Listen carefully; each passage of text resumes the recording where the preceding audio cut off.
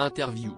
Dans le numéro de Rendez-vous en Terre Inconnue, diffusé une première fois le 14 juin 2022 et rediffusé mardi 15 août 2023, le chanteur Oli part avec Raphaël de Casabianca à la rencontre du peuple Vetso, à Madagascar. Il nous raconte les coulisses de son voyage.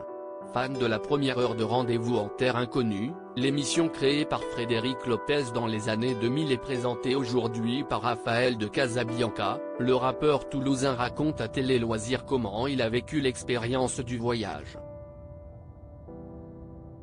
Et pourquoi il est parti sans son frère aîné Big Flo. Oli, Rendez-vous en Terre Inconnue, mon frère Flo est un contrôle fric Télé Loisirs. Cette émission vous faisait-elle rêver depuis longtemps?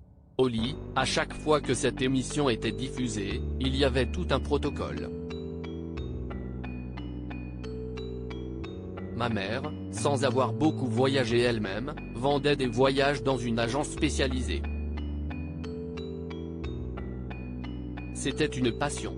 Elle nous prévenait quelques jours avant. Nous mangions devant la télé, et nous regardions tous ensemble. Avec mon frère, comme on faisait déjà de la musique et avions de grands rêves, on se disait, un jour, on le fera. Comment l'occasion s'est-elle présentée alors? Lors d'une cérémonie de remise de prix, il y a quelques années, nous avons croisé Raphaël de Casabianca. Je suis allé le voir pour lui dire que si un jour il y avait de la place, je serais son homme. Nous avons commencé à nous envoyer des petits messages. Il m'a proposé une première fois, mais à une période où notre agenda était trop chargé, et où mon père ne se sentait pas très bien.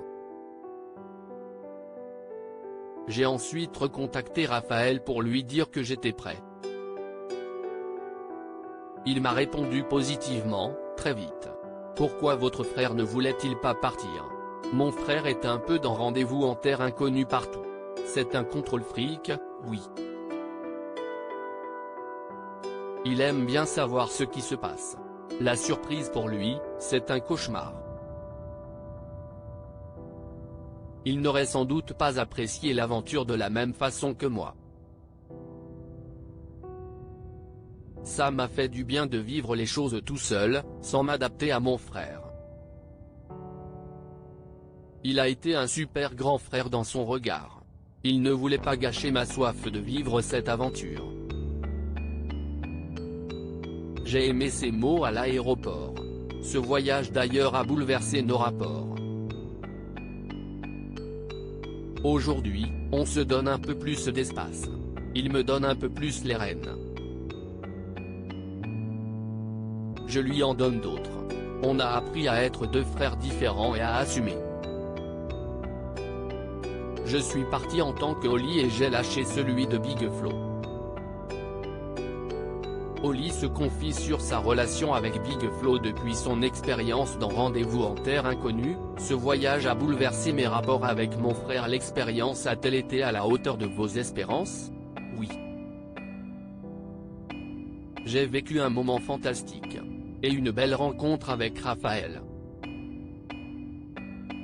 On a appris à bien se connaître. Quels moments ont été les plus forts? La rencontre avec les femmes était très forte. Elle ramassait des oursins, sur la plage. Il y avait de la pudeur et de la timidité des deux côtés. On a mis du temps à s'ouvrir, à s'apprivoiser. C'était un super moment pour moi. Il y a aussi ce moment où on passe toute une après-midi à creuser dans le sable pour trouver de l'eau douce. C'était inoubliable. Mon rapport à l'eau a changé. Dès que je vois de l'eau ici, je pense à eux. Je fais encore plus gaffe qu'avant. Oli sur le tournage de l'émission avec Raphaël de Casabianca, la séparation a été plus complexe pour Big Flo que pour moi. Comment avez-vous vécu la séparation avec votre frère?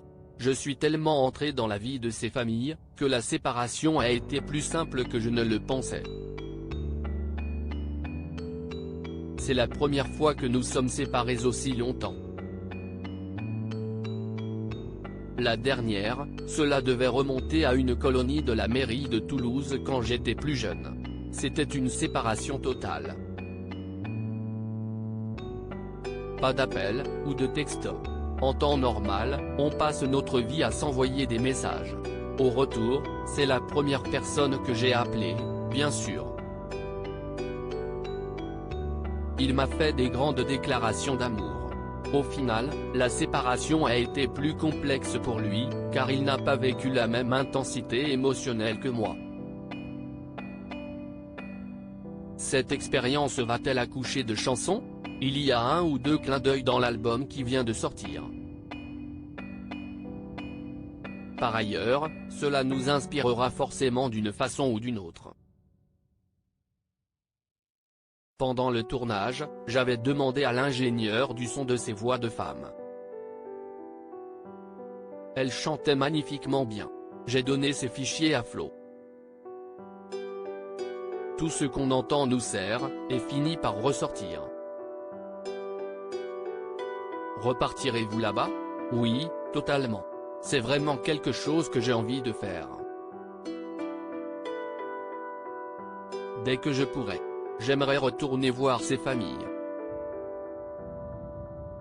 Encore aujourd'hui, il m'arrive de me demander ce qu'elles sont en train de faire.